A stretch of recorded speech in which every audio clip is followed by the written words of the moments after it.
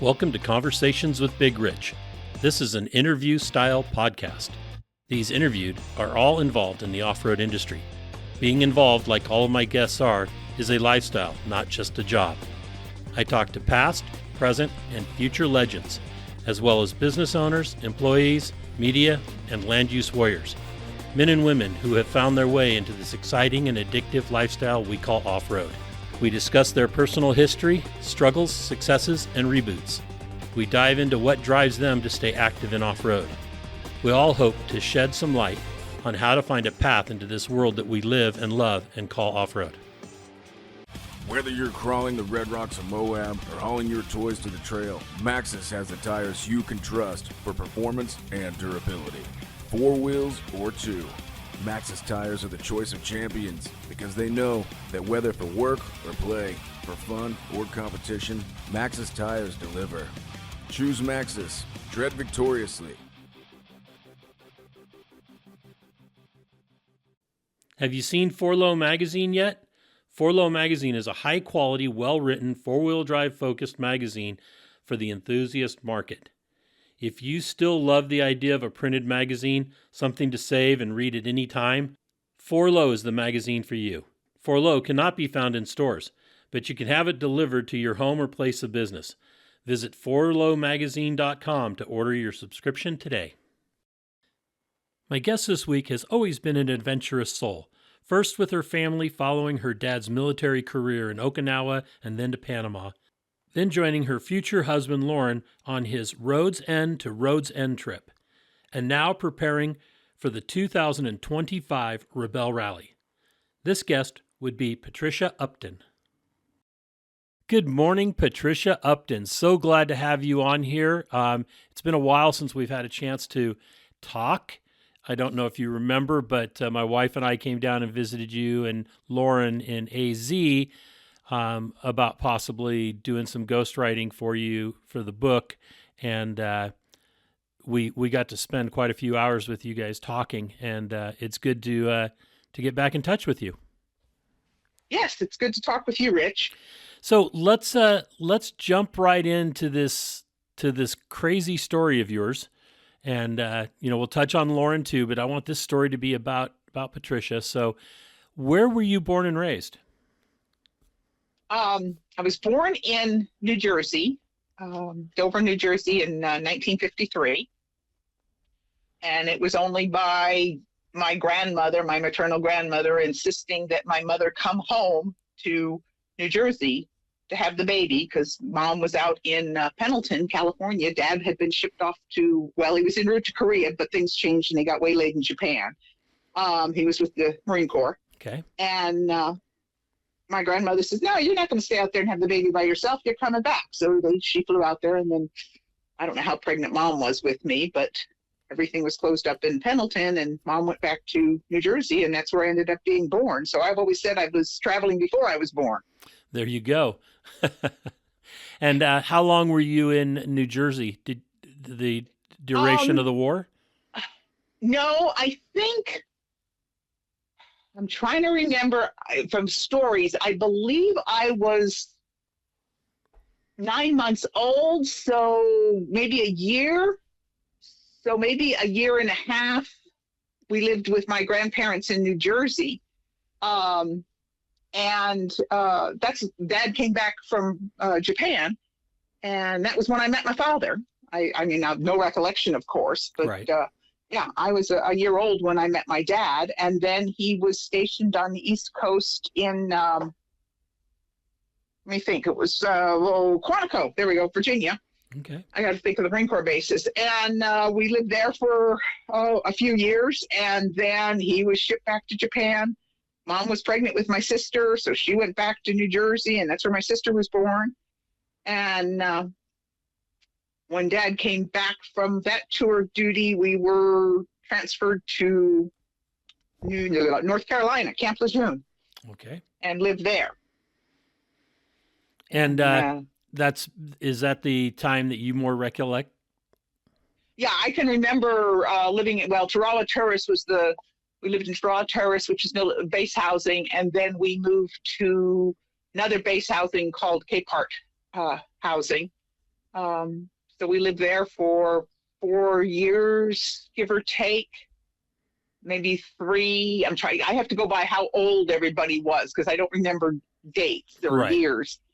And then Dad was transferred to Okinawa, and this was now during the Vietnam War, and he worked with Marine Corps or Naval Intelligence, and we were sent to Okinawa. He was the only Marine on the island with his family.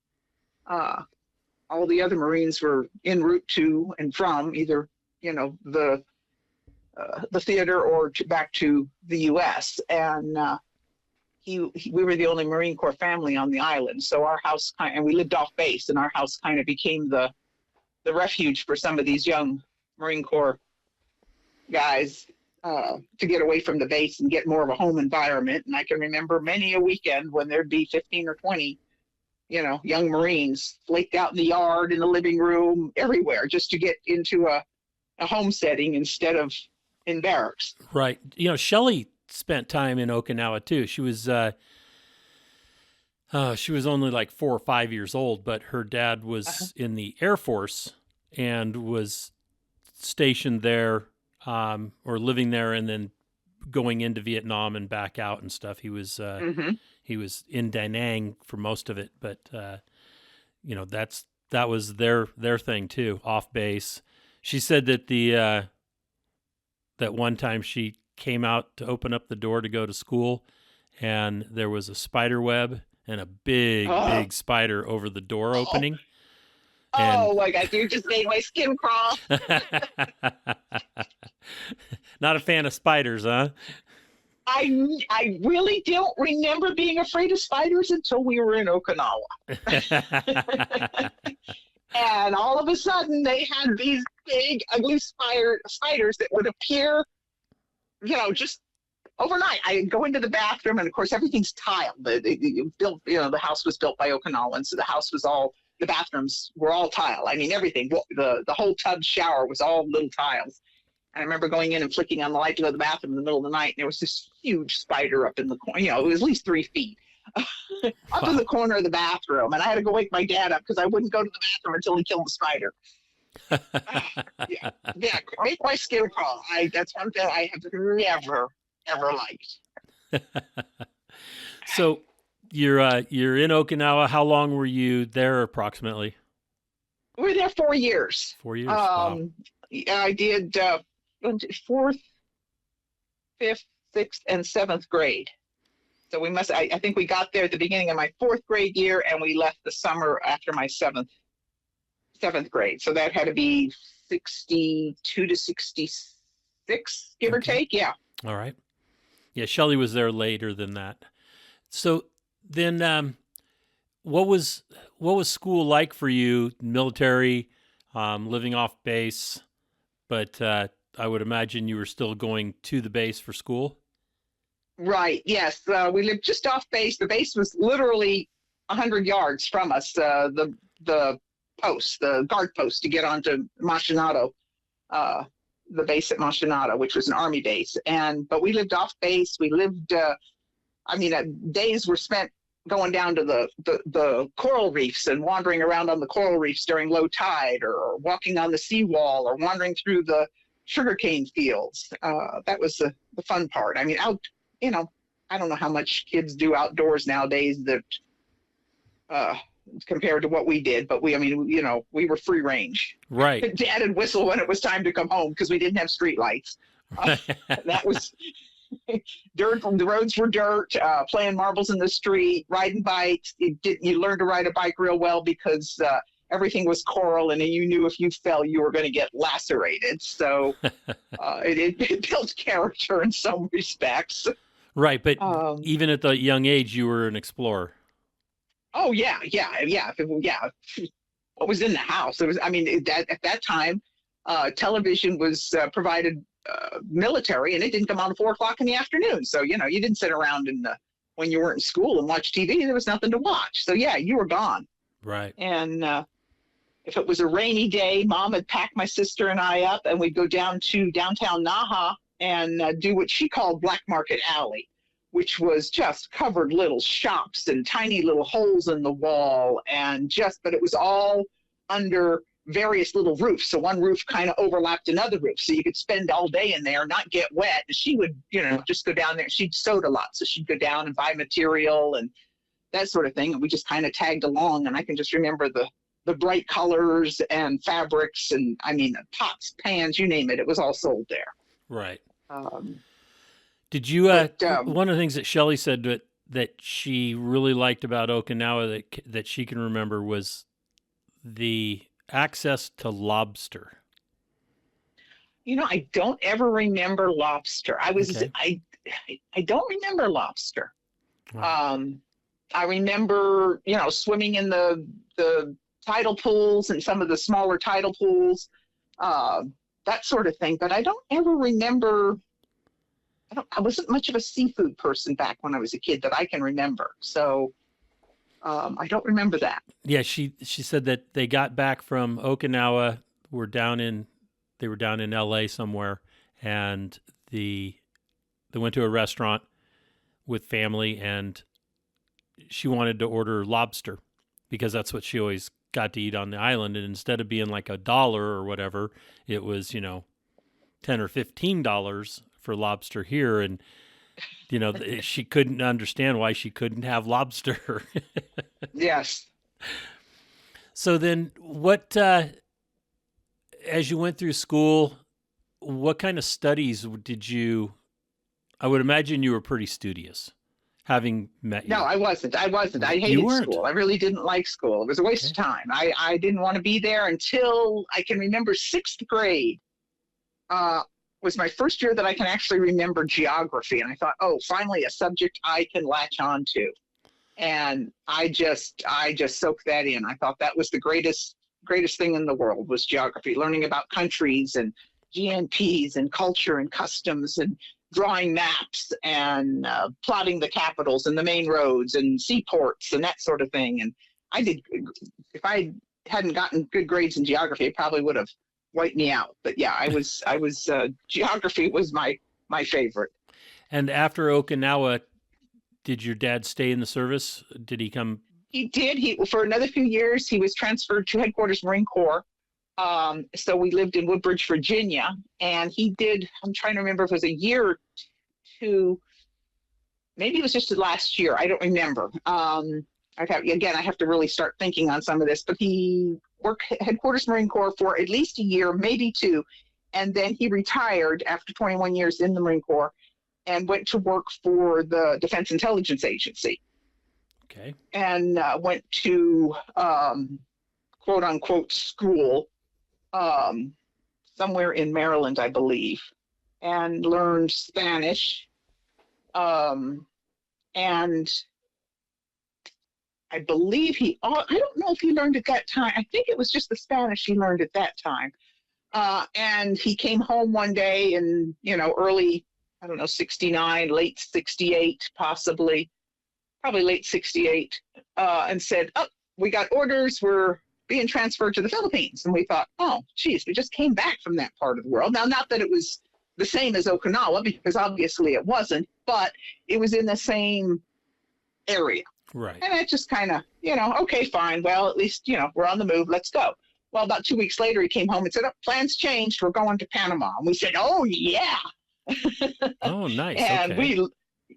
we love that. And so, we went down there. I got there in 69, just before the moon landing. I remember we watched it on a little portable black and white TV, about a 9-inch screen. And I did my last 2 years of high school down there in the Canal Zone. We lived in the Canal Zone. He worked on a Navy base. We lived on base, and he worked on the Navy base. And I did last 2 years of high school, and then 2 years of community college down there. Okay. And courses of study in your community college, just general, or did you have a? Just general. I kind of was leaning towards secretarial type stuff. I'd been a Girl Scout since the age of 7. And I had worked at the Girl Scout office in the Canal Zone, summer jobs, and I kind of liked it. And I thought, oh, this is kind of fun. So I was kind of leaning in that direction, was secretarial bookkeeping, that sort of thing. Yeah, a desk job. That's, Right. unfortunately, that was like, what The sta- it that was the was standard. expected. Yeah. Yeah, it was Yeah. what was expected, right? Right. So then you're in Panama for a couple of years. Or it sounds like at least 4 years, and then where was the next landing point? Well, I lived in Panama. We got down there in '69. I did not leave till '86. Wow. Yeah, I was down there for about 17 years, I think. Oh, I got okay. off the plane down there and I said, okay, eternal summer. This is where I need to be. You can be outside year round. Yeah, I fell in love with the country. I fell in love with, and there's a, there's a certain mentality that would be some people, not very few, but there are some that once they were in the canal zone, they didn't want to venture out. Now, the canal zone at that time was 10 miles wide, 5 miles either side of the canal, and about 50 miles long from the Atlantic to the Pacific. That's a small piece of property. I'm sorry. And especially since there's a big watery ditch through the middle of it and a couple of big lakes. Right. But yeah, the country was phenomenal. So yeah, I enjoyed the country. I did get married in '73. My first husband, and he was very active with an Boy Scout Explorer post that was sponsored by the Air Force Tropical Survival School. That's where I met him, actually, was through a class that their Boy Scout troop gave, a survival class. So a group of us, I was a senior in high school at the time, so there's a group of seniors and then women Girl Scout leaders that were invited to take this 1 week course put on by the Air Force Tropical Survival School with the help of this Boy Scout post. And that's where I met him, was through that. Okay, interesting. And then, so you were down there. You didn't, of course, you probably didn't get married in '73, but you met him. Yeah, well, no, I met him in actually '71. Oh, We got 71. married in '73. Okay. Yeah, early. Which, in the long run, I'm not a big fan of looking back. It's one Right. of those things that our parents didn't know anything with that time, but yeah, they did.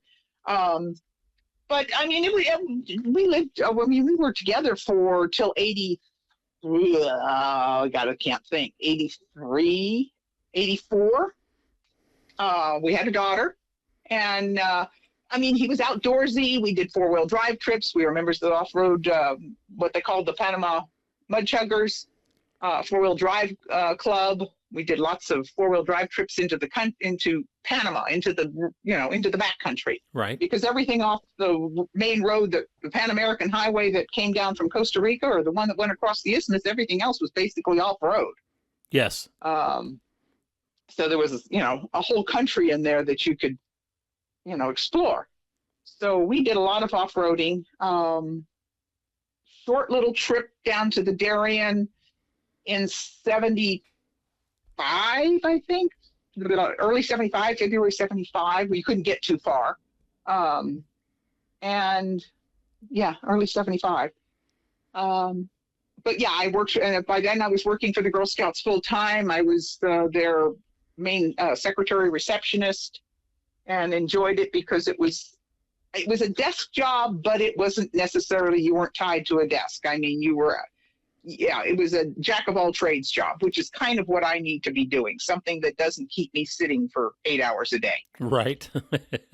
You have that Bedouin nature.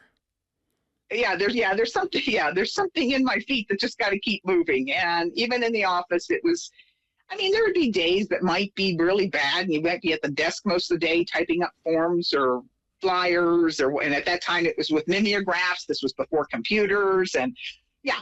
So, but it was challenging, and it was interesting, and there was plenty to keep me busy. So I enjoyed the work. And I've always said, if you don't enjoy the job, quit. Correct. Life's too small to spend that many hours a day doing something you don't like. Yeah, I'm the same way with that. Up until I became an off-road event promoter, I never worked a job or even had my own business that lasted more than 5 years. Mm. I'd get bored or didn't like the situation I was in, and I'd walk and go find something else to do, completely different. Yeah. It's- Yeah. And eventually with the Girl Scouts, I ended up being, the office was pared down to just myself and a part-time bookkeeper. And I ended up filling in for what we call the field director that organized the overall the program that went directly to the girls. Okay. So I worked with a lot of adults and worked with them in training, leadership training, first aid training. I did a lot of that. I did a lot, and then I did camp directing. I directed day camps. I directed resident camps where I had to devise the program, hire the staff, get the supplies, the whole 9 yards. So it was, it was good. I enjoyed it because it really filled me out in a lot of things and kept me very well occupied. Right. Okay. Yeah, I've not been to Panama. I've been to Costa Rica, and on 2 occasions where we spent a total of about a month.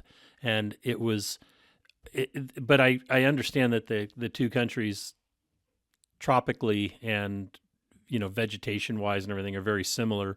Like you said, you get off the Trans-American Highway and, there's not like in Costa Rica, if you're in the big cities, you're on pavement or the main Right. roads from city to city, but, the neighborhoods, everything else are dirt roads. And then we thought we were on the Trans-America Highway.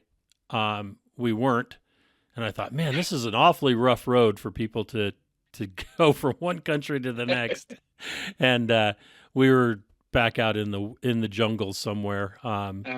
Easy to find our way back out, of course, but it was the torrential rain down there was incredible. Yep.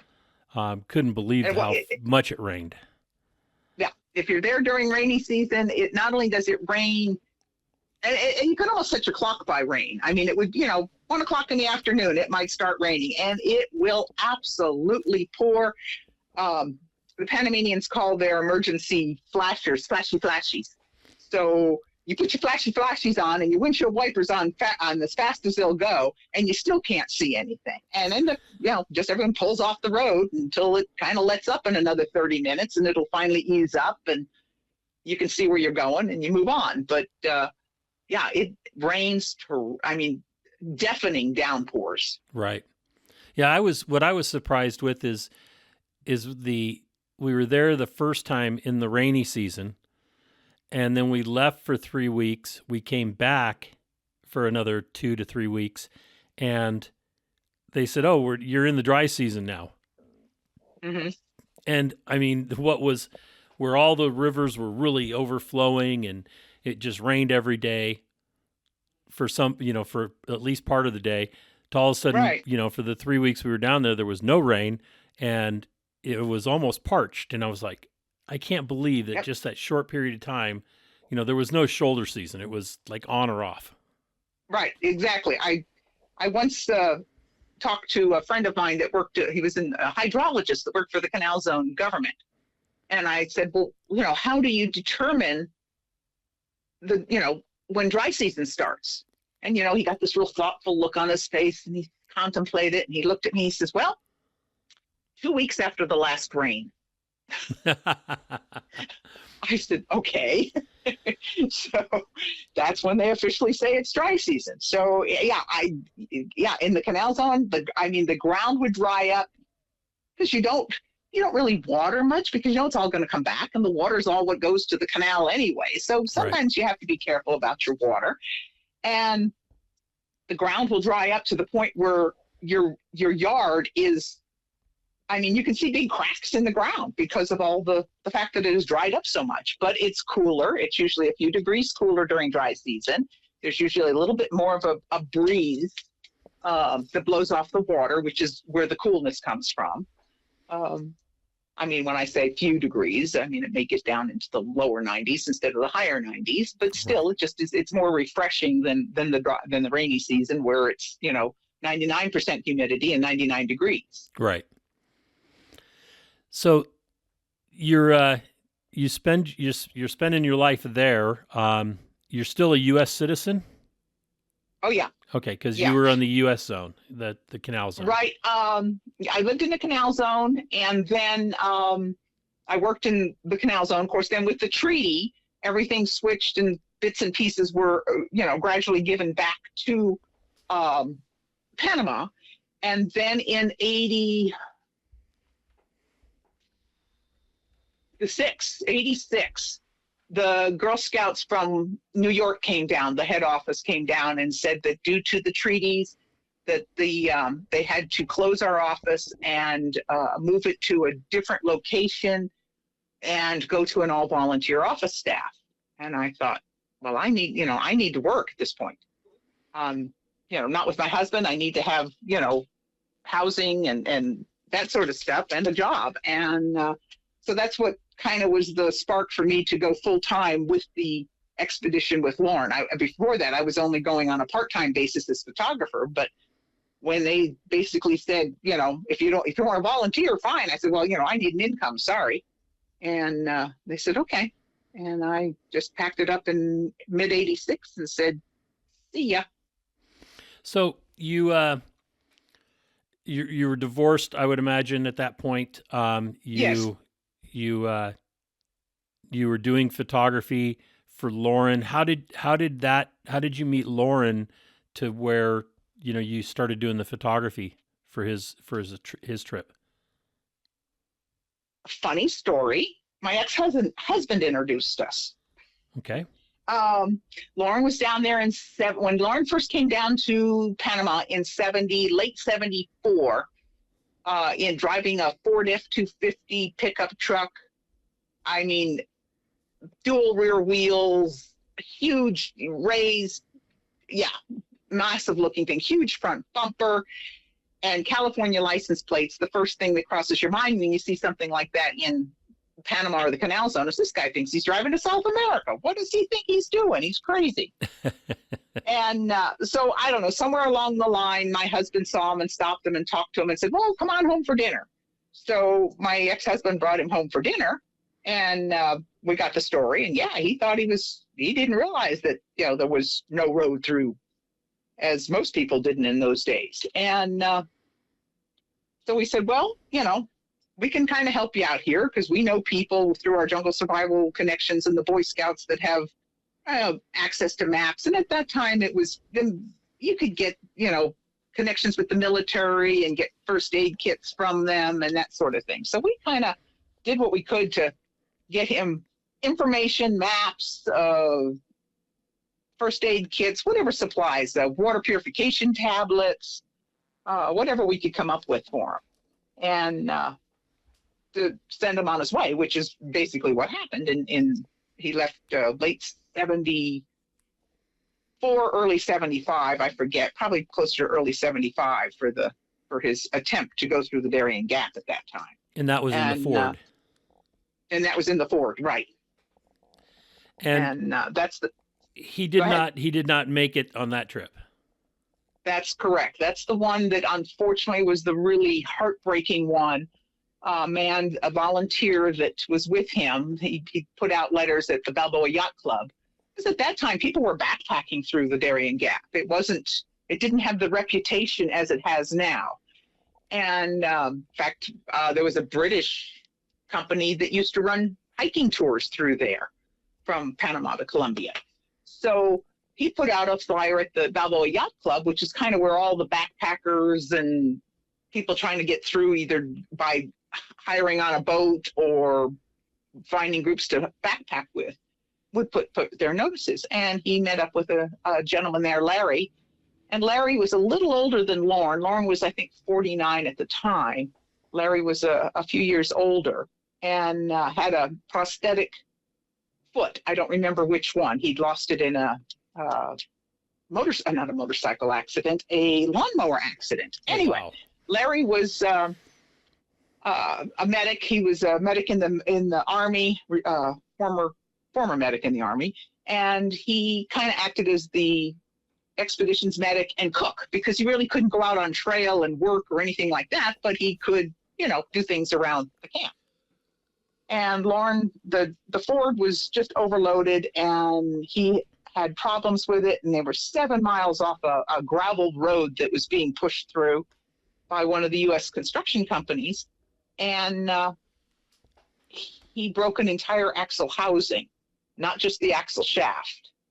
And he had hiked out to the construction camp to get parts and arrange for them because they all used Fords down there. And then he was hiking back. And it was, when I say hiking, this was like a 2-hour hike out to get to this road where he could sometimes get a ride to the construction camp if he hit it just right and there was a vehicle going. Otherwise, he'd walk the road till he could get a ride. So it was a day trip, basically, to go from camp to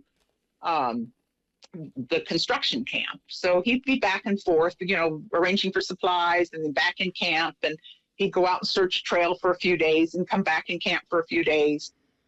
And then he was back and forth out of camp, searching trail and back in camp. And the natives that lived nearby would come into camp and spend time with Larry. Larry could speak Spanish. And they would bring him fruit and vegetables, and they'd get water for him because there was no water right in camp. And had a really good rapport with the natives. And Loren said, okay, I'm leaving. I got to go. The parts should be in another few days. I'm headed back to the construction camp to see what's going on. So he was there when he got word that Larry had been shot and killed. And no one knows exactly what happened. It was never really a solved thing to our knowledge, but he was found dead outside the Ford, and I don't know who found him. He was found dead outside the Ford on the passenger side. He had his Bible and his pipe makings and his pipe with him, and he had a small caliber wound behind his right ear. So It looks like he was shot from the back and just kind of rolled out onto the ground. Well, Loren kind of guesses, and he says, I saw nothing but sorrow in the natives' eyes when he was back in the camp, and sorrow from these natives, because they were truly friends of Larry's. And the natives down there are notoriously old weapons, I should say, and they do not handle them with a great deal of care. And our guess is they were in there for the afternoon, with Larry, and said, we'll see you tomorrow. Have a good night, and picked up their weapons, threw them over their shoulder, and walked out, and one discharged. And that's our guess, because nothing was stolen. At that point, the vehicle was totally left open. Nothing was taken from the vehicle. The only things that ended up being missing were things that the Guardia had put on an inventory, and when Loren got stuff back, those things were no longer there. So the only thing missing went missing under the Guardia's eye, not under anyone else's. Okay. So that was the end of that trip. That was just a heartbreaker for Loren, that someone had been shot and killed. Right. So he abandoned the adventure at that point. Right. He got the truck out. It took him some while because there was a delay with because of all the legalities of the killing and the stuff being locked up, and getting the vehicle then repaired. The rains had started by the time it was ready for him to start moving the vehicle. And he made a deal with the construction company. There was a big cat that was towing a generator out of the area for the construction company, because construction all halted during rainy season. And he made a deal with the cat driver that if the cat would tow his Ford, he would tow the generator. And they just made this train and just went through seas of mud for I don't know how many miles till they finally got out to where there was a decent road that they could get traction on. And then did Loren drive all the way back to the States at that point, or did he ship the vehicle? He drove it all the way back to the U.S. Okay.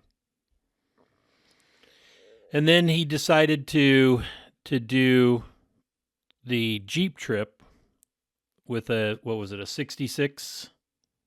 No, there's two more in there. He decided in 77, he came down with a CJ7, a brand new CJ7. And I saw him briefly when he was there. I should say my husband and I saw him briefly when he was there in 77 or late 76. I think it was early 77.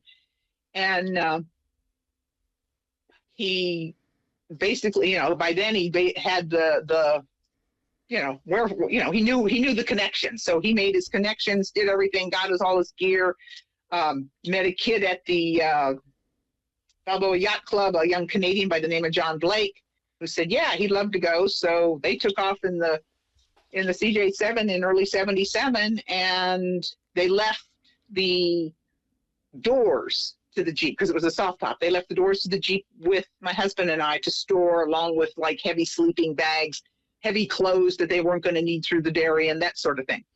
And I didn't hear a word until months later when John Blake showed up and said, we made it through.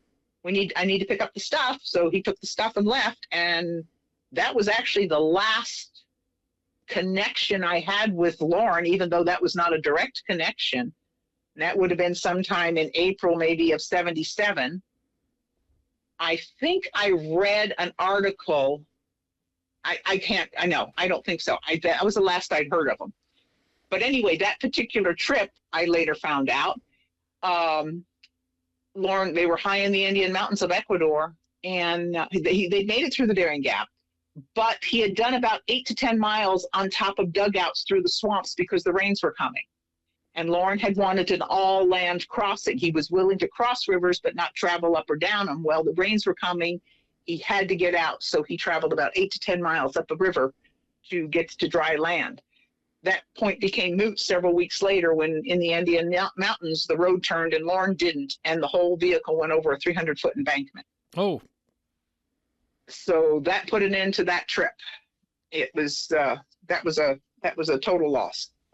Everyone survived, no problems whatsoever, but that was the end of the trip.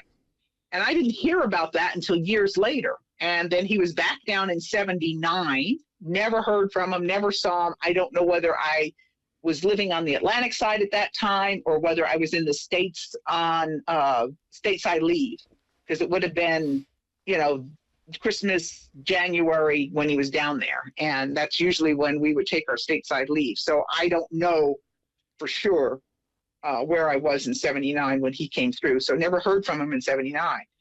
And that one was a total loss. He was driving a brand new CJ5. And this one was done, he was in there about 2 weeks after Mark Smith's group got out. Mark Smith came up from the south and was going through. Loren was coming down from North America and going through. Right. Mark Smith was already out by the time Loren got there. And he was in what they call the newly created Los Catios Park in Colombia when a park official came up to him and said that he needed permission. Well, Loren's really good at taking a man for his word. And if a man says he needs permission, Loren says, okay, fine, I'll go get permission. What do I have to do? So the guy told him. Well, Loren spent 11 days. Expedition was called to a halt. Men were on the payroll staying with the vehicle while he went out all the way to Bogota to get this permission from their park office and get back. And then he couldn't find the park official to show him the letter. And again, the rains were beginning to threaten, so he wanted to get on a move. So he got back to the Jeep, packed everything up. They started moving and they're winching up a pretty good-sized hill. And this park official comes running up and says, no, you can't go, you can't go. Loren says, I've got the permission right here. Just give me a few minutes to get to the top of the hill. Loren gets the permission out and shows it to him, and the park official is emphatically refusing to look at the paperwork. He says, no good, no permission. Well, then Loren realized all the guy wanted to begin with was payoff. Well, if he'd asked for a payoff from the beginning, Loren probably would have worked something out, but the guy said no permission. So anyway, long story short, Loren said, it's going to take more than you and your gun to stop me. Wrong choice of words.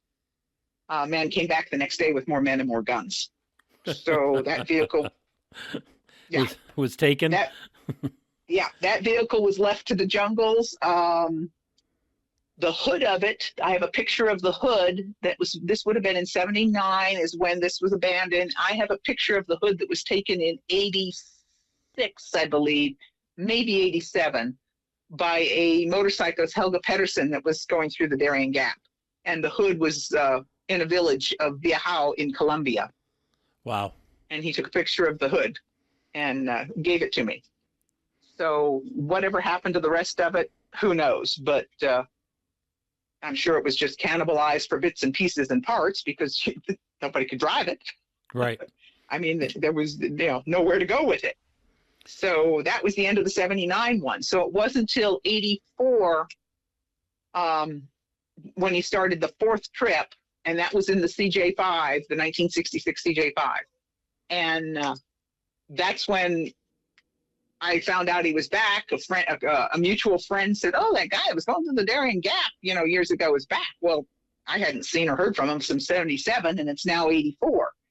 And so I looked him up, and he said, "Yeah, I'm back doing it again." I said, "Well," and then I helped him out writing letters, trying to get permission to go through this national park. And as I worked with him, I thought, I really like to go as photographer. So I arranged for someone to take over my job for 30 days at the Girl Scout office.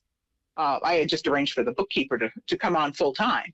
And January, February, March are pretty slow times as far as anything we're doing big with the Girl Scouts. Everything is kind of just troop level, not council level.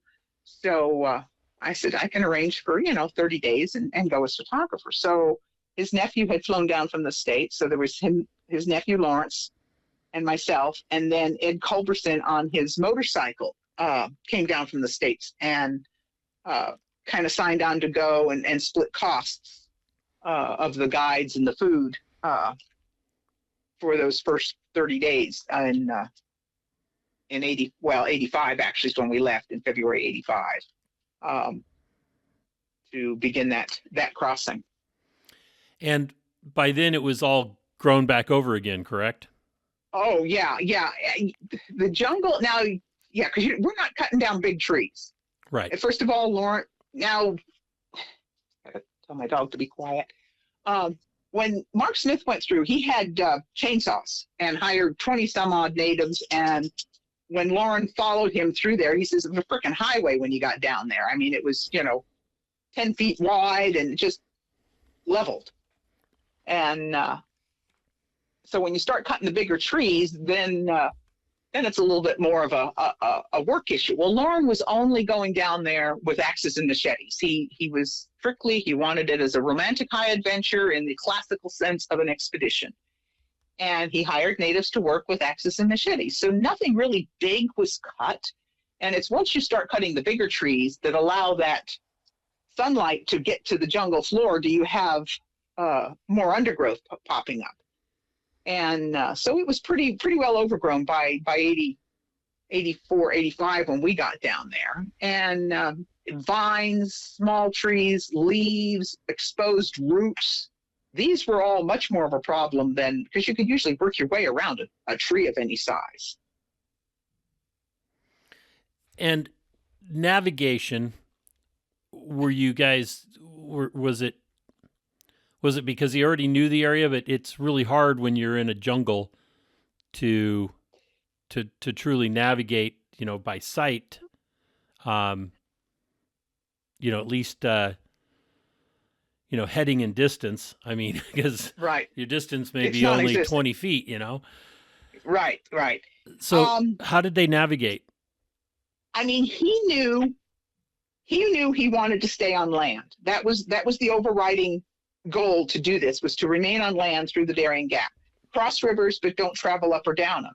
So the major towns of any size and all the villages of any size are on the main rivers. So when you ask a native, how do I get from Pinogana to Boca de Coupe, they tell you, well, you get on a boat and you go up the Tweeder River and you get to Boca de Coupe. We said, no, that's not what we want to do. We have to go by land. Well, then they scratch their head and look at you. Obviously, there's a land route. They just don't use it.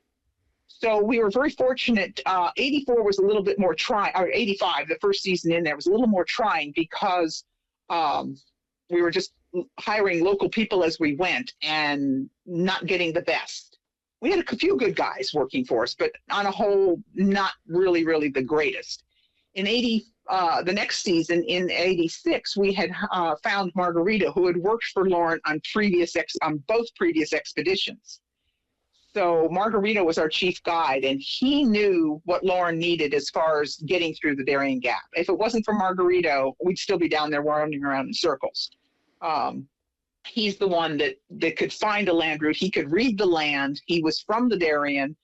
He could speak he only spoke Spanish anyway. We didn't we couldn't really converse with him on a conversational level, but he knew what was needed as far as trail-wise to get the Jeep through.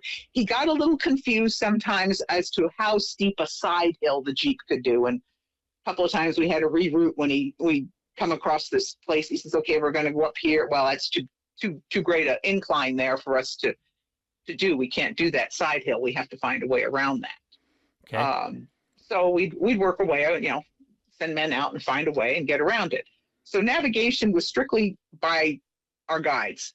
Sending Margarito out, he'd be out and head with a machete blazing the trail, and then we had cutters behind him clearing the trail, and then the Jeep would follow that.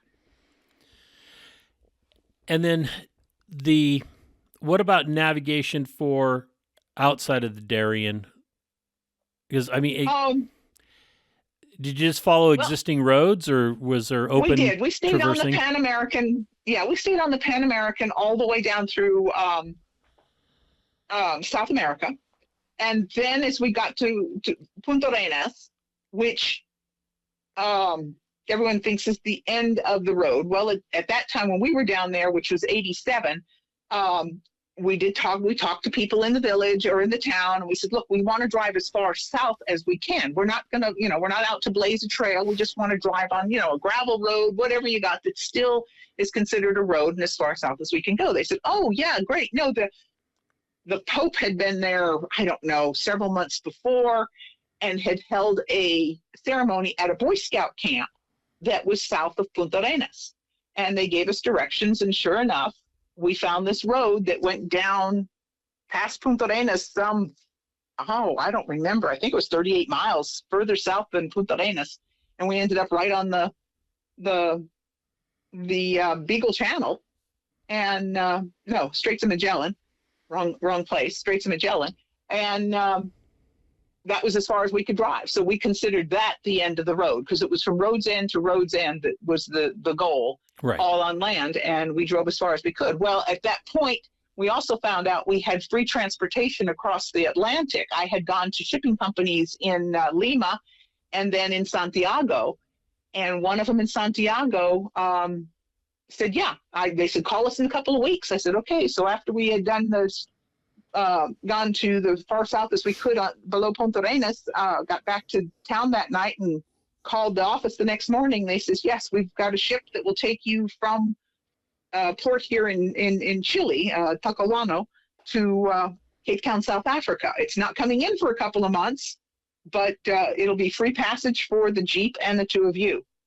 Wow, so you we can't thought, beat okay. that. No, at that time we had done some price checking, and between shipping the Jeep and us flying and being without the house for 30 days, it was going to be in excess of $6,000. And that was a really big chunk of our money at that point. So that savings was that Loren was afraid he was going to get to South Africa and have to store the Jeep and then go back to work for a year to finish, because we'd be out of money. Right. But finding that we had the free passage, he said, well, let's go ahead and go as far south on the island of Tierra del Fuego that we can go, because most people consider Ushuaia the end of the Pan American Highway, which it is. If you count taking the ferry boat across the Straits of Magellan. So we said, okay. So we took the ferry boat across the Straits of Magellan, went down to Ushuaia, talked there, and we says, look, is there a road further south than Ushuaia? And they said, well, yeah, if you go out of town and do this and do that, it goes south and then goes east quite a ways. And we ended up, I don't know, a few miles south and I don't know how many miles east of Ushuaia, right on the Beagle Channel. So that was the end of the whole North-South American trip. Awesome. And at that point, you had decided not to go back to Panama and the Girl Scouts. Right. My job was gone in '86. And so when I had the opportunity I called, Loren was back in the Jeep was left in the jungle for that particular rainy season. We had broken axle shafts. Yeah, both of them were broken, I believe. And so he had left the Jeep in the Darien, and we had gone out. I went back to my job in March. And then in June, they said, no, we're going to phase the job out.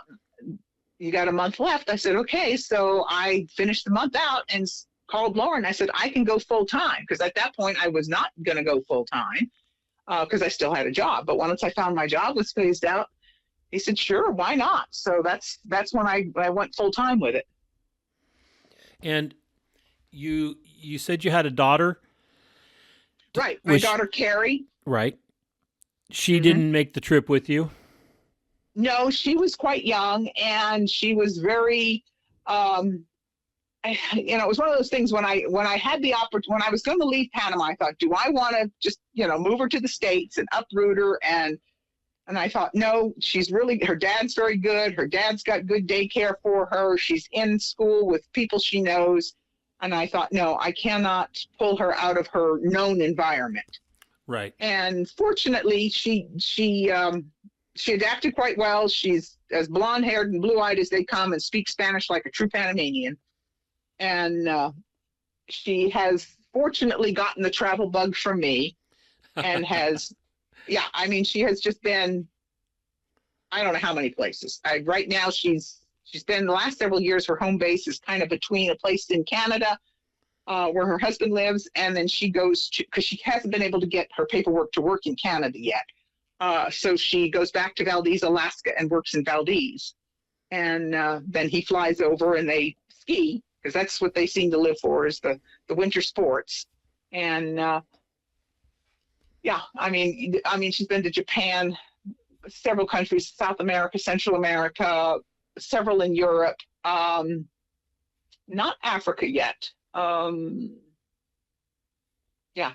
about all. Okay, that's pretty good. I can't good. name all the countries without really thinking, but yeah, she works to travel. That's her whole goal, is just to work so that she can have money to go traveling. And Rory's about the same.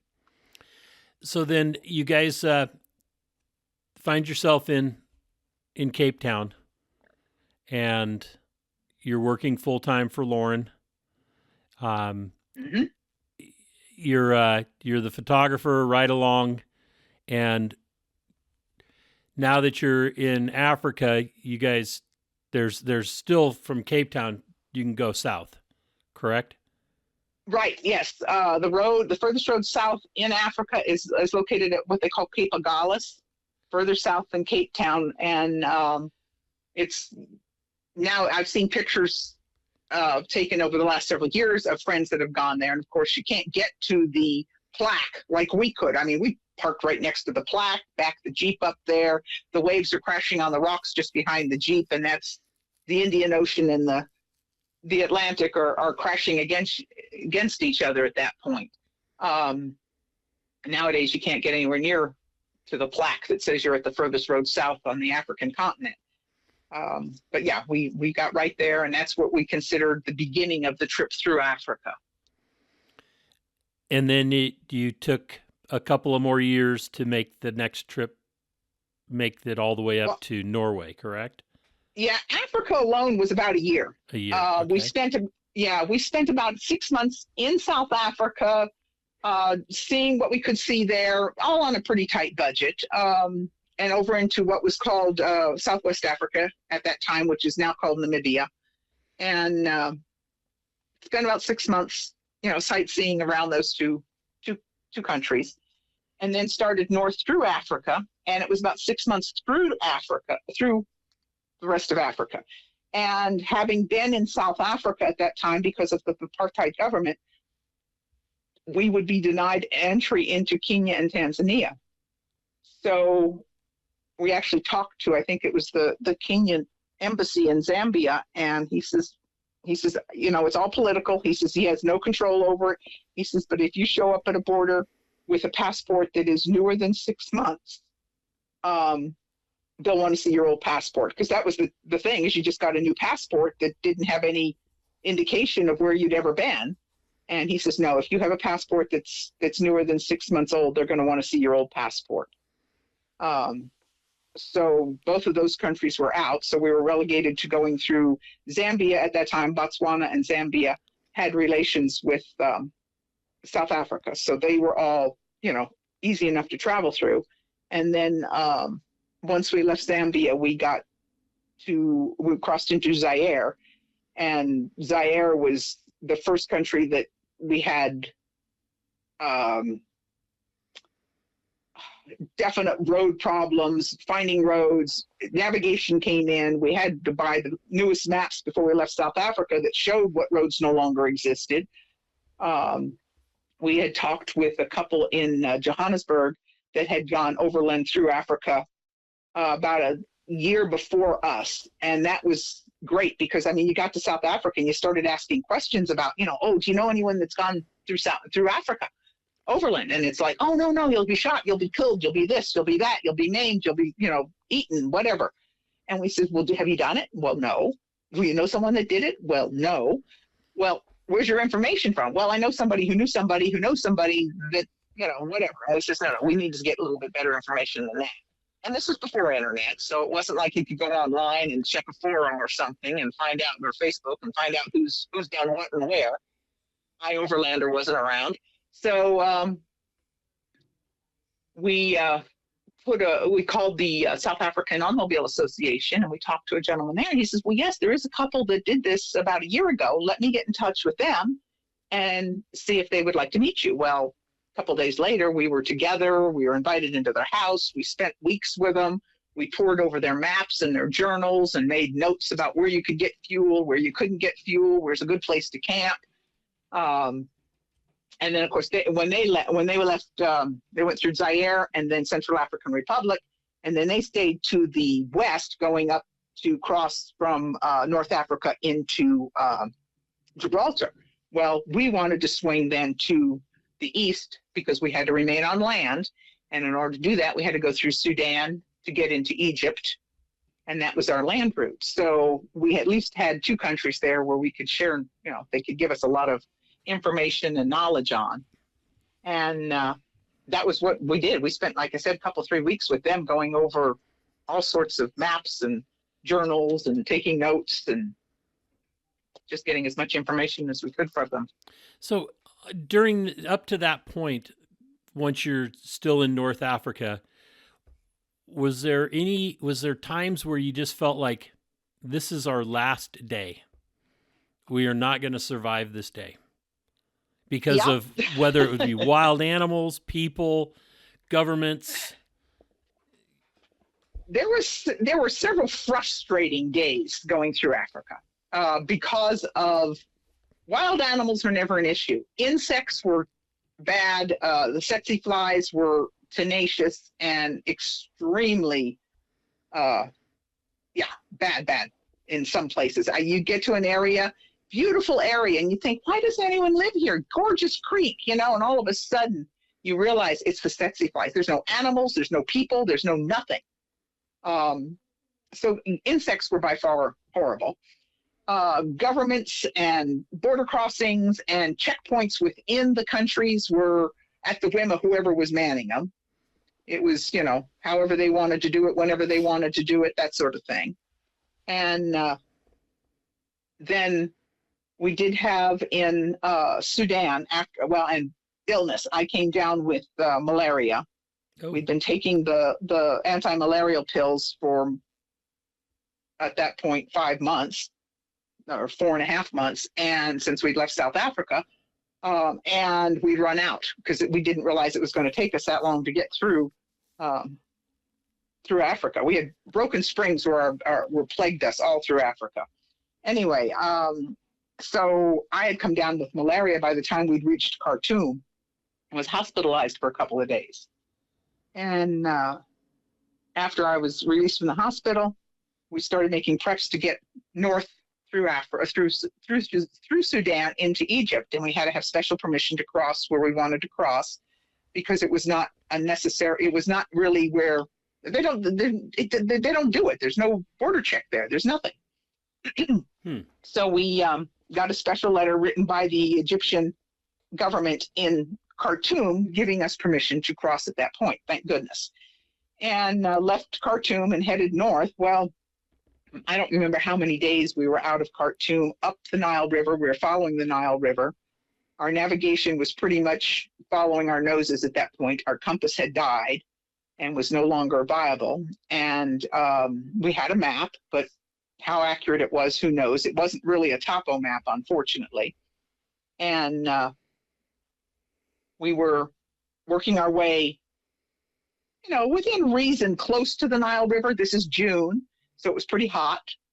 And I don't remember, it had to be late in the afternoon. And a big rocky outcropping of a mountain hill, not really a mountain, but a big hill, came right down to the edge of the river. So Loren took a big swing out to the west to get around this rocky outcropping, and we got into some pretty soft sand. Well, we broke an axle shaft, and we had used the spare shaft in Central African Republic because we'd broken one there as well. So we had only front-wheel drive, and anyone that knows about four-wheeling in soft sand, you're not going to go too far in two-wheel drive, especially front-wheel drive. So we fortunately have a winch, hooked up the winch to some brush, and we're able to keep moving forward to get into a little bit of shade because there was virtually non-existent shade. And like I said, we were probably close to about 120 degrees in the afternoon. And that night was probably the only night of the entire trip that we were both faced with the reality that we got our butts someplace that could be pretty bad. It was not nice because we had no idea where we were. Nobody knew where we were. It wasn't like, we could keep in touch with a Spot or a Garmin or anything. That was all, somebody's pipe dream that hadn't come to reality yet. So that first night, Loren said to kind of keep my mind occupied and get on positive things. He says, well, let's make a list of what we need to take with us when we leave, because we're going to have to leave the Jeep and hike out of here. Because we didn't know where the river was at this point either. We had no idea where the river was. And so we sat down, and he says, now don't talk to me and I won't talk to you. And we made lists and came up with our two lists, and they were pretty identical. I think the one thing he had that I didn't was the inside rearview mirror to use as a signaling device. Okay. And we says, okay, well, if we don't have the river to nearby, then what we'll have to do is we'll have to walk our supplies out so far in the late evening, and then stash them, and then come back to here and spend the day here, and then late next day move some more supplies and just kind of start moving supplies further and further upriver in a northerly direction at this point, as far as we could tell. And he said, in the morning, I'll hike up to those rocks up there and I'll see what I see. Well, he did the next morning, and the river was about a mile from where we were camped. He hiked down to the river because we weren't sure how far north we were. Were we so far north we were on Lake Nasser, and then there'd be no current? And fortunately, we weren't that far north. It was a really good current. So when he got back to camp, he says, okay, we got a plan. We're leaving the Jeep here. We're building a raft, and we're going to float down the Nile River.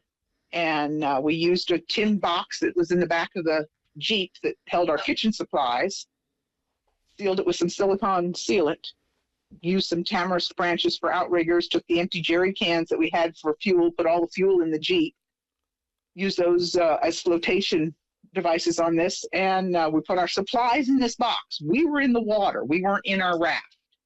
We put all our supplies in this. In the Nile. Yep, in the Nile River. And for 2.5 days, we floated down the Nile River until we found a form of civilization that could take us to a bigger form of civilization.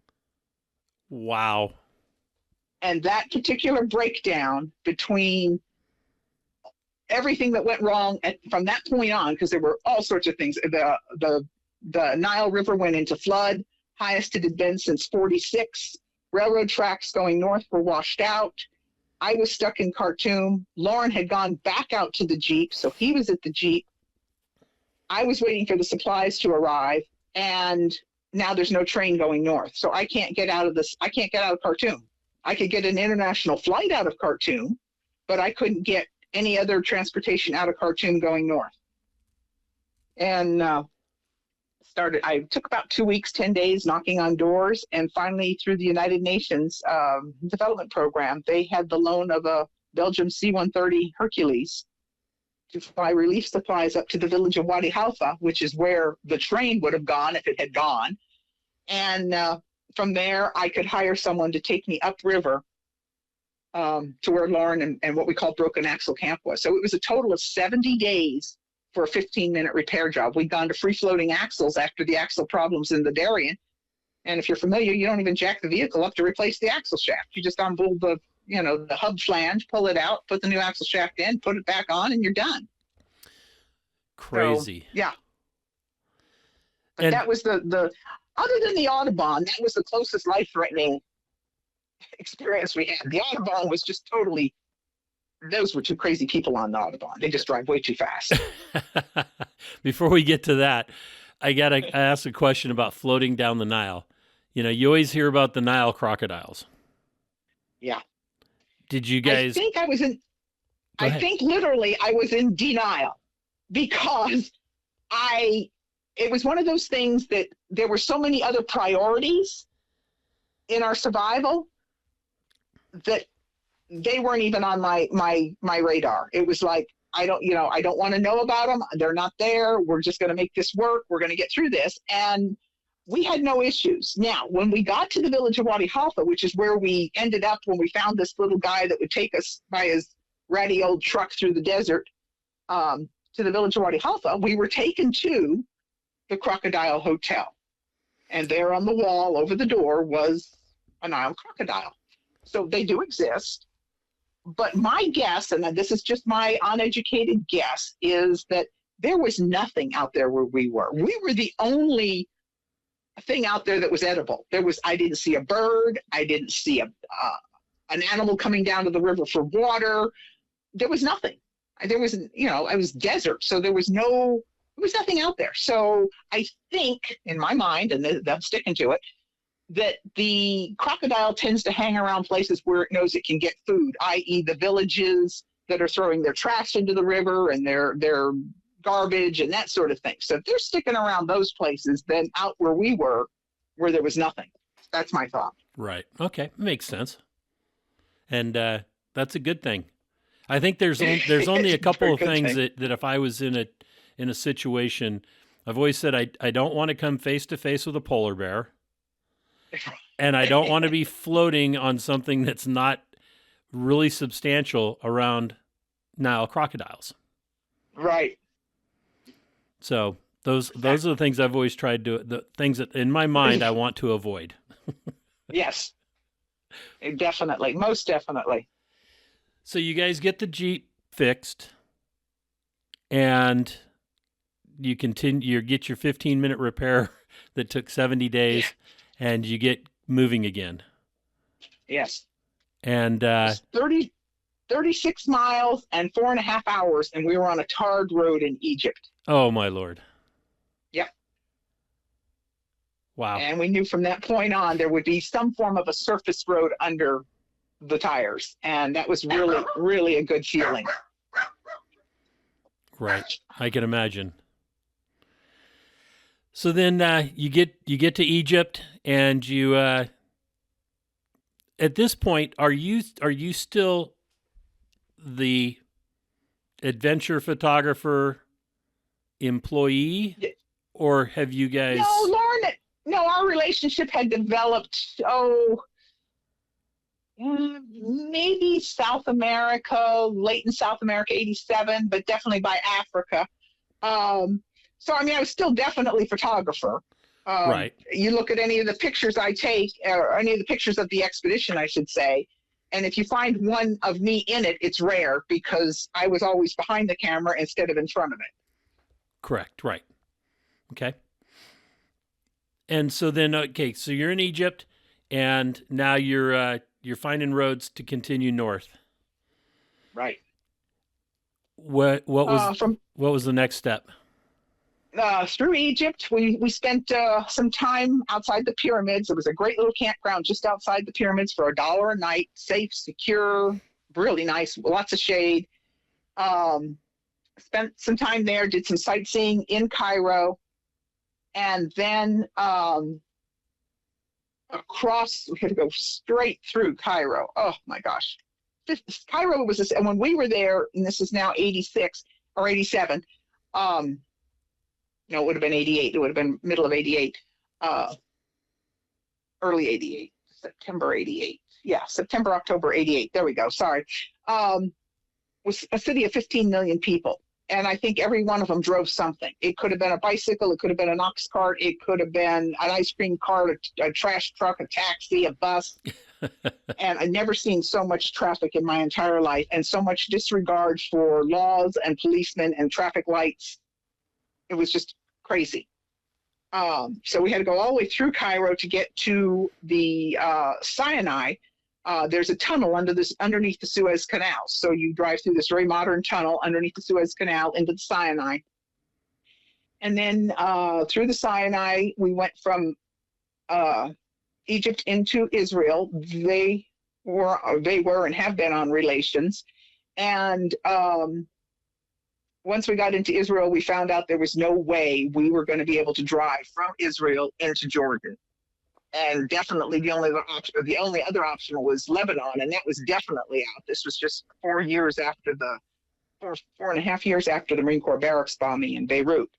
So yeah, Americans in Lebanon were definitely not a welcome sight. So we probably spent a week talking to people in and around Jerusalem and in the occupied West Bank, United Nations people, government, both U.S. and Israeli, trying to figure out if there was any way we could drive from Israel to Jordan. And I mean, when we talked to the UN, we said, look, paint it white, put a big blue UN on the vehicle, you drive it across the bridge, we'll fly around and pick it up over on the other side. They says, no, we don't even drive our own vehicles across it, because it's a bridge. It's 20 yards long, 25 yards long across the Jordan there and outside the occupied West Bank.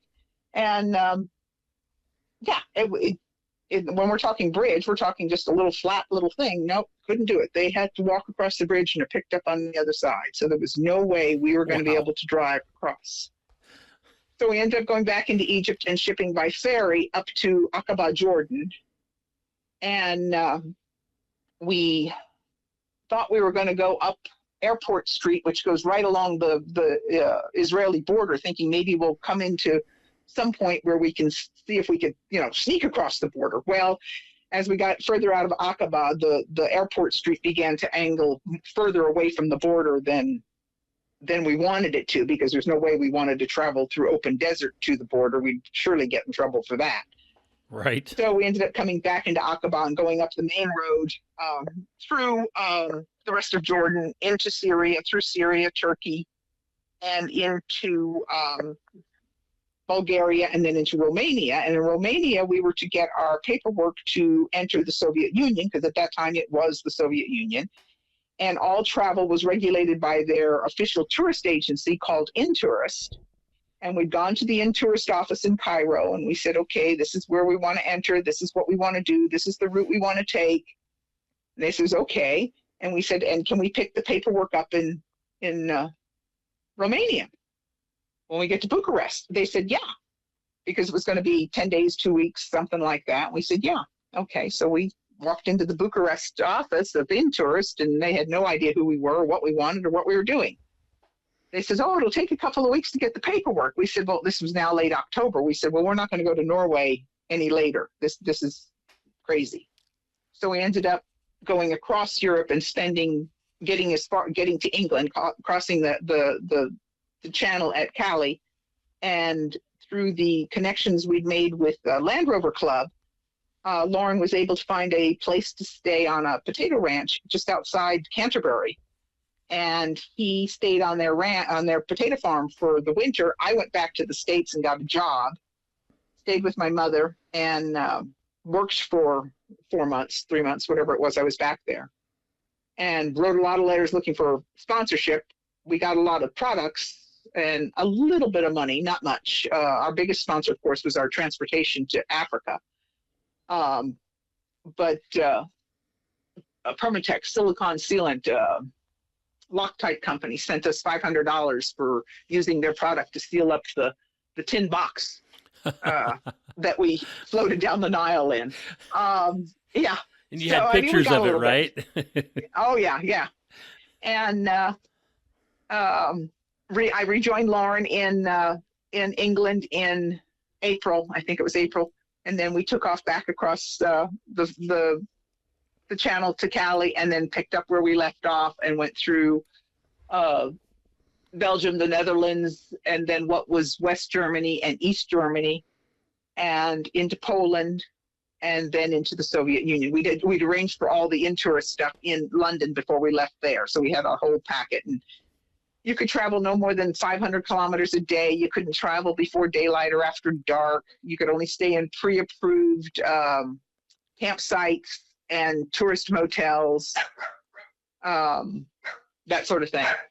So we had our whole route kind of planned out ahead of time, so we knew where we were going to be every night and that. And then entered the Soviet Union, and I think it was 4 nights in the Soviet Union, and then into Finland. And from Finland, it was through a little bit of Sweden, I believe, and then into Norway. And at that time, we didn't know where the furthest road north was. We just, again, you're just pointing yourself north and keep driving and hope that the road stays that way. And we'd stop in towns and villages and say, what town is further up? Is it further north? And, we do this constantly until we finally got to one place where we went into the police station. He said, yes, there is a town, a little fishing village up at Gamvik. It's further north. It's right on the ocean, and it's a dirt road that goes there. It's not a paved road.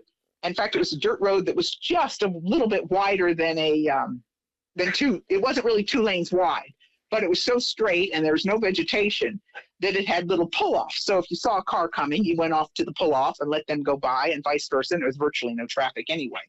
But that's where we ended the trip, was at the town of Gamvik, Norway, the fishing village. And actually we drove just a little bit outside the village, a wee tad further north, to the lighthouse that's located there. And that was the official end of the trip. And since Loren had taken one American-made vehicle around the world on a north-south course, all on land except for the South Atlantic, even though we still lacked that Israeli thing in there, that was still eating at us. We wanted to finish on an American holiday. So we finished on the 4th of July, 1989. And from there we came back into, we went ahead and took the ferry to North Cape, because everyone considers North Cape the northern part of Europe, which it is further north, but again, it's an island.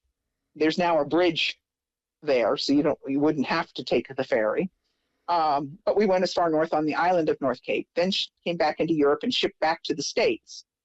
And then we worked because we were desperately out of money, and then got this job here in Idaho and worked. And you know how life kind of gets in the way of your plans. And in 2000, we thought things were settled down in Israel. The borders were open. We were going to be able to drive from one country to the other. We had the Jeep serviced and refurbished and done some things to, and we were going to ship her back to Israel and drive what we called the final mile, when in October of 2000, Arafat started another whole intifada going over there. And we thought, well, maybe we ought to rethink this. Americans driving a red Jeep with California license plates may not be the best thing right now. So it was all put back on the back burner again. And it wasn't until 2017 that we started again. Loren's nephew, Lawrence, that had been with us for the first 30 days in the Darien Gap, he said, we're going to get you back to Israel. And he took the Jeep, and he and another couple of guys, volunteer work, refurbished it, got her painted and new tires. Firestone sent us new tires. Rancho sent us new shock absorbers. And is it Omax, Ada, yeah. Omax, something out of Atlanta. They sent us a whole new wiring harness, which she desperately needed. When Mike was rewiring it, he says, I don't know how this thing never caught fire. He says, Loren had more electrical tape in here than anything else. And he had different gauge wires going to different gauge wires, thin going to heavier going to thinner. He said, it's a miracle this thing never blew up. So that was all done. And then our only goal now was to raise the cash to ship the Discovery back to Israel. When the man we'd been working for 28 years says, he could see how Loren's health was deteriorating, and he says, you have to go sooner rather than later, because we were going to go late 2018. He says, I will put up all the money for your transportation. That's for both of you to fly and the Jeep. So Wow. he paid everything for the Jeep from Richland, Washington to Ashdod, Israel, and back again. And he paid for our airfare out of LAX to Israel and back. And that was a lifesaver. That was 99% of the budget right there. Everything else was nothing compared to the transportation costs. And so on May 3rd, 2018, we drove from a road we were on in Israel over to Airport Street in Jordan, made a U-turn, and came right back into Israel. Took about, I think, over 4.5 hours to do the whole thing with the border crossings. I think it ended up being about 3 miles round trip or 3 miles across. We always called it the final mile, but it ended up being a little bit more than a mile. Well, that's pretty cool that you were able to get it completed. Yeah, it was officially done. That's when the SS Discovery, the Sandship Discovery, had all 4 tires on the ground around the world. Was on May 3rd, 2018. Very good. Very good.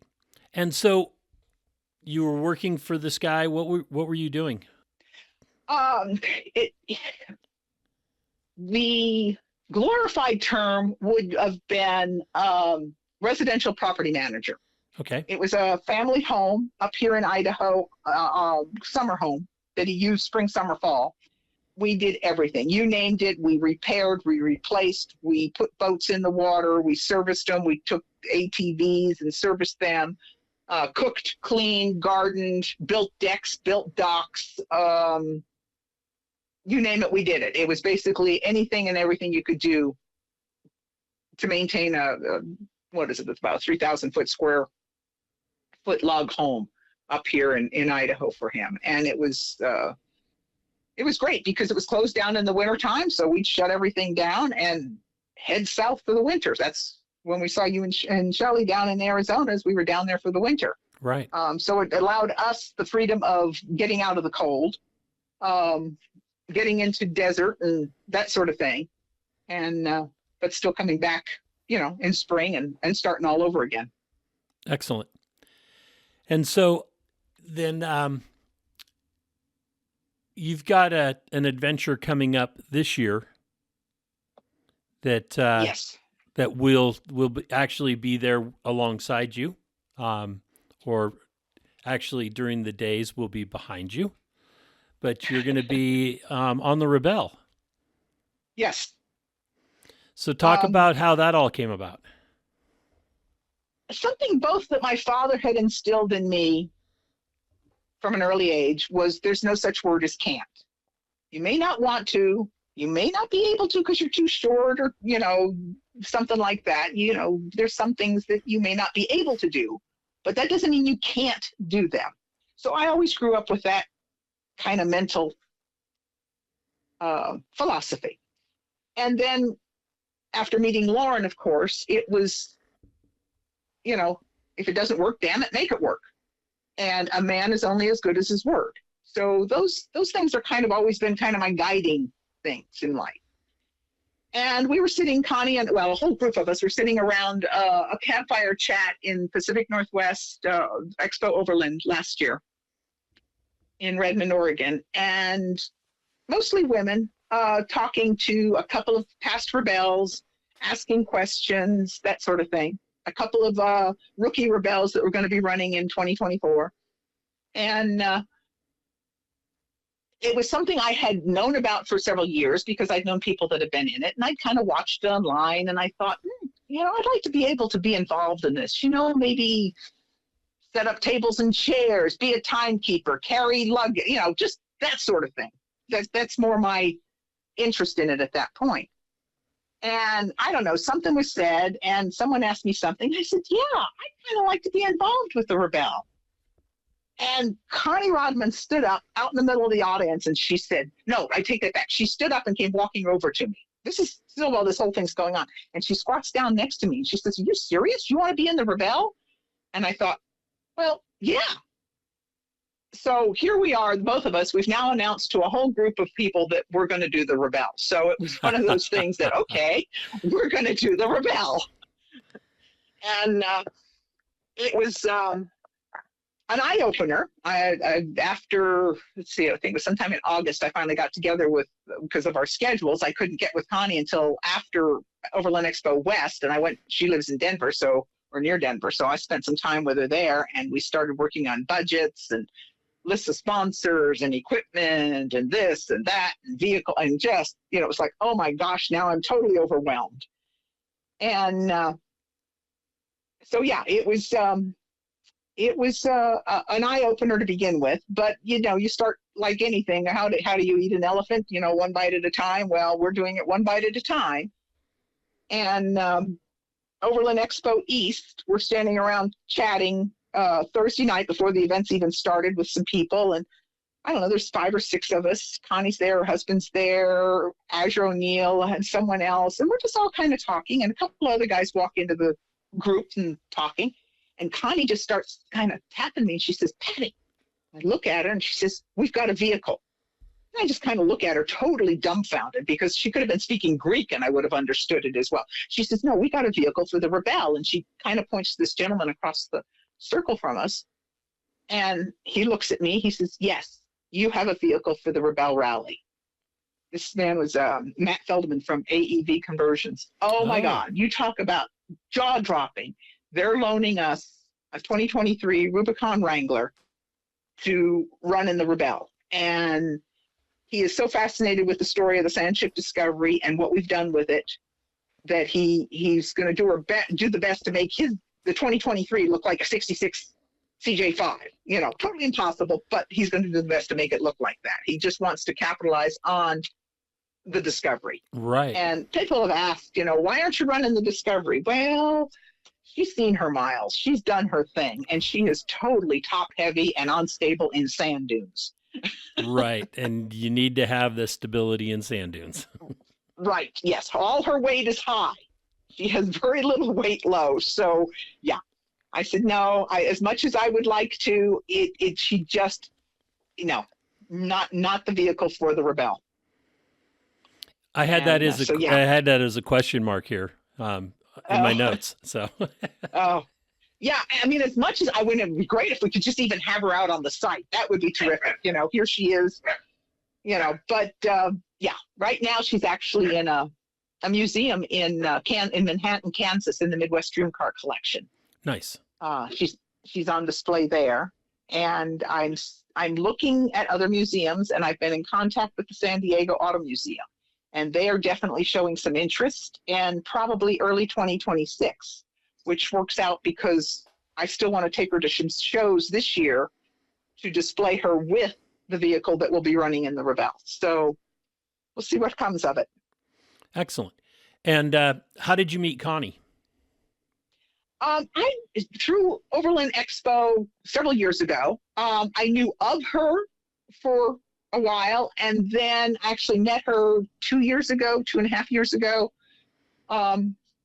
at West, and then just vaguely, just a little bit, not really talked to her that much. And then at, I want to say it was the Northwest Overland Rally in Plain, Washington this year, I talked with her husband, Graham Jackson, quite a bit. And I think that's what the two of them probably got together and started discussing it. I don't know how all that came together, but yeah, it was, I think it's going to be a good match. Excellent. He's going to be driver. I'm going to be navigator. So we'll see. Have you taken or are going to take any of the Rebelle navigation courses? Yes, we're signed up for the 4-day course in April in Ocotillo. The one in February that's run by Nina and Rebelle U is just too close for me to be able to get around. I don't know how mobile I'm going to be in February. I'm guessing not very. Right. So I don't want to push something, try to push some rehab that I may not be ready for. So I'm going to, we're going to do the one in April, and then we're going to do the 3-day intensive navigation in Ridgecrest. And we'll see how our schedules work out for the 4-day one in Ridgecrest a few weeks later. I think both of those are in August sometime. So no, the 3-day in Ridgecrest navigation is in June, and then there's a 4-day in Ridgecrest in August. And that one we're kind of toying with schedules right now, and we're not sure about that one. We'll see how we do as time gets closer. Excellent. And where are you residing now? Are you back in Arizona? No, I'm unfortunately in Idaho. You're in Idaho. That's right. Okay. Yeah. Several years ago, we had one great thing that we had when we worked up at the lake for the man we worked for.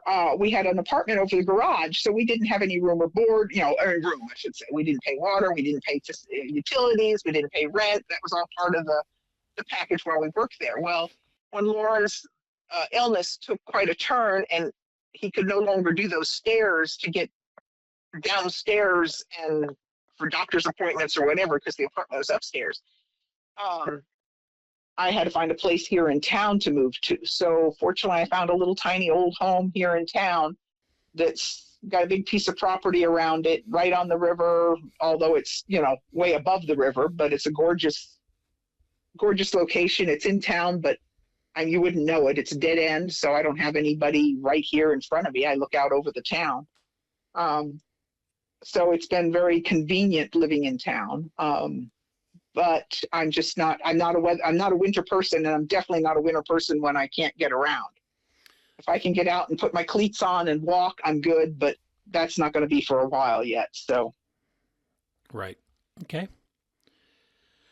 Well, I'm looking forward to, I'll probably catch you this year before we get on the Rebelle at some of those trainings. I try to volunteer at those as well, and work in the course staff during that. So, and then of course on the Rebelle, the same thing. So I hope to see you. I understand you kind of work as our cleanup crew, so that when we are out there so far lost, you kind of hint that maybe we're not in the right place. Yeah, I just make sure that that everybody gets back to camp at before the next morning. Yeah, I appreciate that. It's good to know there's somebody out there looking out for us. Oh yeah, and we're watching everybody. That eye in the sky, you might say. Yeah, which is, we keep telling people this is no GPS, no cell phone, no nothing. Everyone else in the world can find out where we are. We just won't have any clue whatsoever. Correct. Exactly. And yeah, and all those maps you'll use, they may have a road, but there's no marking to tell you what kind of road it is. Road the road is. The cities are taken out. It's a map, but it's not much of a map. Well, fortunately, I've probably been through a good 80 or 90% of the terrain that we're going to go through, because we spent 9 months in the Jeep traveling. We never did the dunes. We were to the dunes, but we never did the dunes. We did enough dunes in Africa. But, we did soft sands, flat stretches, that sort of thing. But, the Kelso area, the Armagosa, Johnson Valley, these are all places that we spent, weeks traveling in and camping and spending time. And of course, that was, 25 years ago too. So won't remember any of it. But yeah, these are all places that I've already probably been through. Nice. Very good. Well, Patricia, I want to say thank you so much for spending the time and this morning and doing this interview. I'm really looking forward to the rest of the story. That includes this year and the Rebelle, but I'll get that in person, and we're looking forward to getting this out there and your story. How can people help with your endeavor to do the Rebelle? Do you have anything set up? We do. We have, first of all, on the Rebelle site, there is a place they can click on shop, and they can buy gift certificates, and that can go towards our training cost. Because that's going to be a big chunk of change right there, is the cost for training, not only the training itself, but then we also have to factor in the transportation to get there, the lodging, that sort of thing. But they can buy, on the Rebelle site, they can buy gift certificates for us, or on our own website, our team is called TNT, Tried and True. Tried and True, okay. Right, and I think it's TNT-triedandtrue.com, and there is a link on there to our GoFundMe page where they can donate, or they can just go to GoFundMe and search Connie and Patty, and it'll pop up. And then on my website, which is outbackofbeyond.com, I have a page under, schedule, I think. And then the first thing that pops up is the Rebel. And then there's a page there that gives a little bit of a bio on both Connie and I, who our sponsors are so far, and links to places that, the GoFundMe and the Rebel Youth site that donations can be made. Excellent. And we haven't mentioned it while we're recording, but you're recovering from surgery, ankle surgery, and Yes. You hope to be 100% when the Rebel comes around. We hope you are as well. That's why you're still up in Idaho. Yes. In the snow. Yes. With your little puppy there. Yeah. Sorry, I don't know what she's seeing outside. Oh, God it's only all knows, good. But it's all good. That's could be life. Deer in the yard or something. But yeah, she's got to get her 2 cents out there. Excellent. Well, again, Patty, thank you so much for spending the time and telling your story, and I'm really looking forward to the continuation of it. Thank you, Rich, for your time. I appreciate this so much. And you take care, and we will talk later. All right. Thank you. Okay. Bye-bye. Bye. Well, that's another episode of Conversations with Big Rich. I'd like to thank you all for listening. If you could do us a favor and leave us a review on any podcast service that you happen to be listening on, or send us an email or a text message or a Facebook message, and let me know any ideas that you have, or if there's anybody that you have that you think would be a great guest, please forward the contact information to me so that we can try to get them on. And always remember, live life to the fullest. Enjoying life is a must. Follow your dreams and live life with all the gusto you can. Thank you.